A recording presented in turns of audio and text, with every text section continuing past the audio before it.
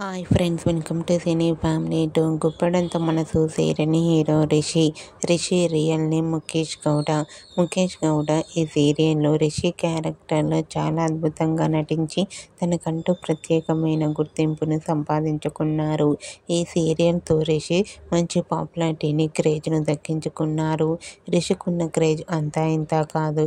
ఇప్పటికీ రిషి అప్డేట్స్ బయటకు రాగానే బాగా వైరల్ అవుతుంటాయి. అయితే రీసెంట్గా గుప్పడంత మనసు సీరియల్ హీరో ముఖేష్ గౌడ తన రియల్ లైఫ్ లేటెస్ట్ ఫొటోస్ను షేర్ చేశారు.